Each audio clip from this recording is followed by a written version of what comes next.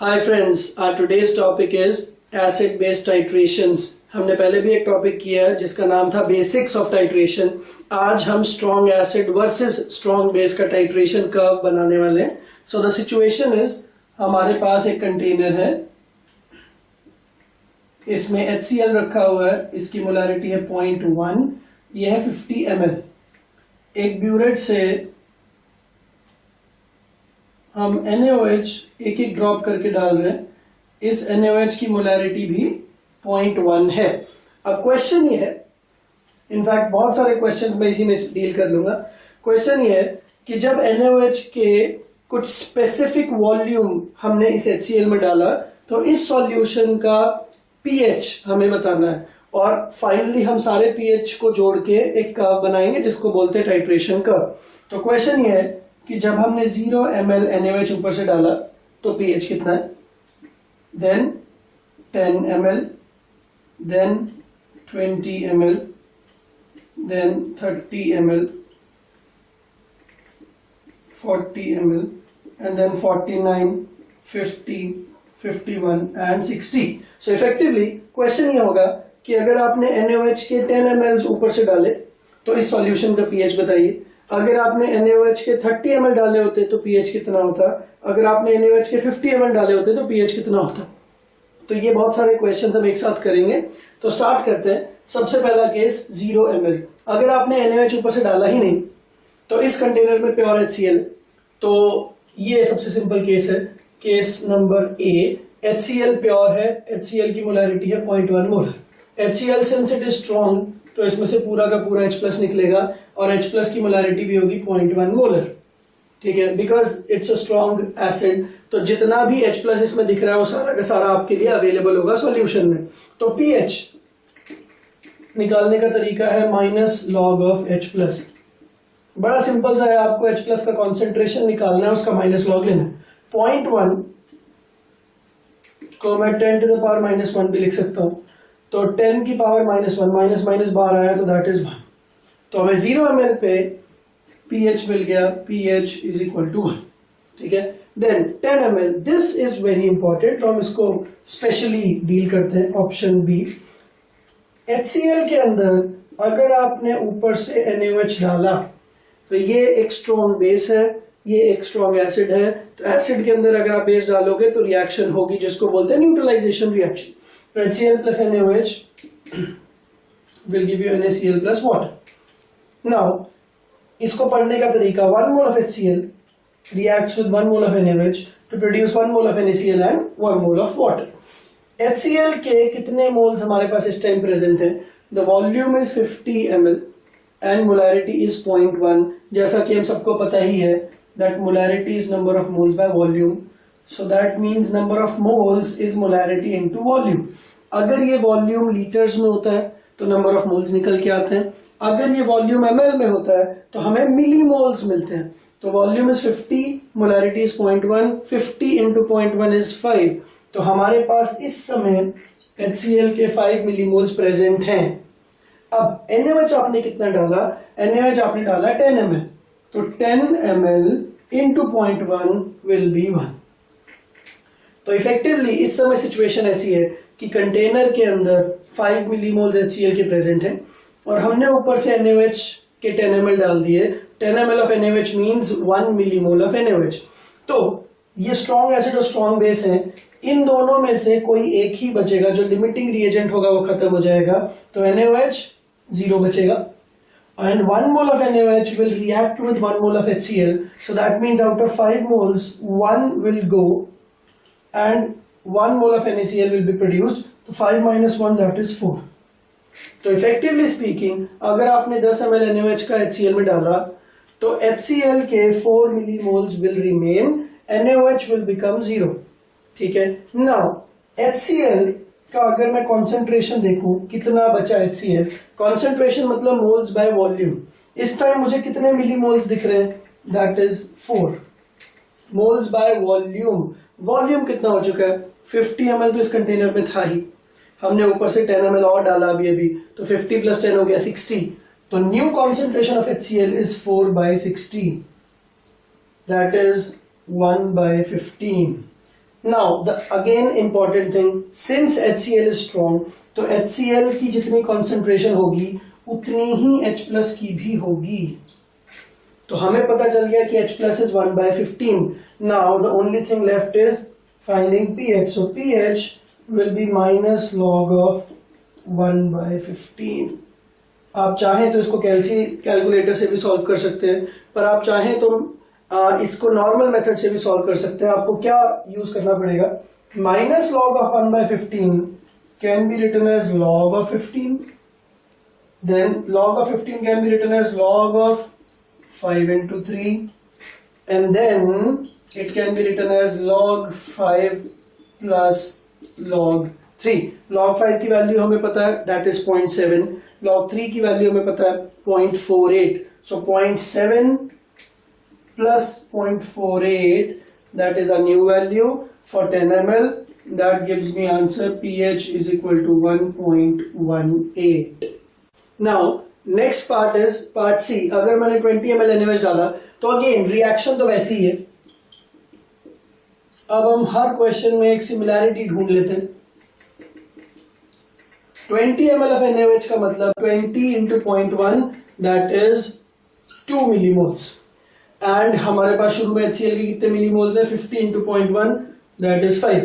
तो इसके 2 का हो जाएगा 0 और इसके 5 में से 2 चले जाएंगे तो बचेगा कितना, 3। तो अब HCl का कॉन्सेंट्रेशन कितना हो गया, 3/70। 70 कैसे आया, 50 ml तो कंटेनर के अंदर था HCl और ऊपर से आपने NaOH कितना डाला, 20 ml, तो 50 + 20 70, 3/70। अब हम क्या करेंगे, अगर हमें pH निकालना है तो जितना HCl है उतना ही H प्लस भी होगा। तो pH निकालने के लिए हमें माइनस लॉग ऑफ 3/70 करना पड़ेगा। माइनस लॉग इसका लेने का तरीका है, आप इसको log ऑफ 70/3 कर सकते हैं। log ऑफ 70/3 या तो आप कैलकुलेटर से सॉल्व करिए या फिर log of 7 plus log of 10 minus log of 3। log 7 की वैल्यू अप्रोक्सीमेटली 0.84 होती है, log 10 is 1 and log 3 is 0.48. So this gives me 1.84 minus 0.48, that is 1.36. तो 20 ml पे pH आ गया 1.36। अब हम सिमिलर पैटर्न्स पे ऑप्शन डी का pH निकालते हैं। डी का मतलब 30 ml। अगर आपने NaOH के 30 ml डाले तो NaOH के मिलीमोल्स हो गए 3 और HCl के मिलीमोल्स हमारे पास 5 अवेलेबल ही हैं, तो 3 का ये 0 हो जाएगा और ये 5 का कितना बचेगा, 2। तो ऑप्शन डी के लिए हमारे पास जो HCl की वैल्यू, दैट इज जो H प्लस की वैल्यू आएगी, that will be 2/80 which will become 1/40। तो अगर मैं इसका माइनस लॉग लेता हूं तो minus log pH minus log of 1/40 is equal to log of 40। आपको ये चीज बड़ा ध्यान देनी है कि हमारे पास एग्जाम में ना कैलकुलेटर्स होंगे ना लॉग टेबल होगा, तो बिना उसके ही हमें सारी लॉग की वैल्यूज, एंटी लॉग की वैल्यूज निकालनी। तो उसके कुछ टेक्निक्स हैं जो कि मैं ये सारे क्वेश्चन करते वक्त आपको धीरे धीरे बताता रहूंगा। log 40 can be written as log 4 plus log 10। log 10 हमें पता है इसकी वैल्यू होती है 1। log 4 can be written as log 2 का स्क्वायर। नाउ दिस स्क्वायर ये बाहर आ जाएगा 2 log 2 प्लस 1। log 2 की वैल्यू आप याद कर लीजिए, दैट इज 0.3। इसके एग्जैक्ट वैल्यू होती है 3010, बट अप्रोक्सीमेटली हम इसको 0.3 बोल सकते हैं। So this gives me 2 into 0.3 plus 1, that gives me 1.6। तो हम यहाँ पे लिख देते हैं pH is equal to 1.6। Now option E, जब हम 40 ml NaOH डाल देंगे तो 40 into 0.1 is 4, HCl के 5 हैं, ये 0 हो जाएगा, 5 में से 4 चले जाएंगे, so that will remain as 1। तो हमारे पास HCl that is H plus कितना बचा, मोल्स 1/90। 50 ml के अंदर हमने 40 ml NaOH डाला तो 1/90। अब इसका अगर pH निकालना है तो pH is equal to log of 1/90, minus को अगर हम खत्म कर दे तो 1/90 विल बिकम, ये इनवर्स हो जाएगा, दैट इज log 90। log 90 की value can be written as log 9 plus log 10. log 10 हमें सबको पता ही है कि 1 होता है. log 9 can be written as log of 3 का स्क्वायर. ये 2 बाहर आ जाएगा, 2 log 3 plus 1. That is log 3 का वैल्यू आप याद कर लीजिए, that is 0.48. So 2 into 0.48 plus 1, that gives मी 1.96. तो हम यहाँ पे pH लिख देते हैं 1.96. नाउ हमारा ऑप्शन ई भी आ चुका है. अब एफ की बारी है. अगर मैंने 49 ml डाले तो क्या होगा? 49 का मतलब 49 into 0.1 विल गिव मी 4.9. और HCl के तो 5 मिलीमोल्स है, तो ये जीरो हो जाएगा सिंस ये कम है. जो भी लिमिटिंग रिएजेंट होगा एसिड और बेस में से वो खत्म हो जाएगा. ये जीरो है तो ये 0.1 बचा. तो इस बार HCl की जो कॉन्सेंट्रेशन हमारे पास बची, which will give us final H plus, that is moles 0.1 upon 19. अब इसको कैलकुलेट करने के लिए हो सकता है आपको कैलकुलेटर की जरूरत पड़े, ठीक है, या फिर अगर आप अप्रोक्सीमेट कर लो, आप इसको ऐसा भी कर सकते हो 1 upon 990, ठीक है. अगर आप pH निकालो इसका minus log of 1 by 990, that will give you log of 990. Now you can write it as log of 9 plus log of 11, because 11 into 9 is 99 plus log of 10. ठीक है. log 9 can be written as 2 log 3, हमने थोड़ी देर पहले देखा था. log 11 की value 1.04 approximately होती है. log 10 की वैल्यू होती है 1. log 3 is 0.48. 2 into 0.48 plus 1.04 plus 1, that is 0.48 into 2 is 0.96. 0.96 plus 1.04 is 2. 2 plus 1 is 3. So pH becomes 3. ये तो हमने काफी लंबा कैलकुलेशन किया. इसका एक शॉर्टकट भी हो सकता था. अगर आप इस चीज को अप्रोक्सीमेट पहले ही कर दो कि 0.1 by 99 is approximately equal to 0.1 by 100. So that directly gives me 10 to the power minus 3. So if I take minus log of 10 to the power minus 3, then the pH will automatically come as 3. Now G की value निकालते हैं. अगर मैंने 50 ml डाल दिया NaOH तो क्या होगा? तो यहाँ पे आपको ऑफिशियल कैलकुलेशन करने की जरूरत नहीं है, लॉजिकली देख लेते हैं.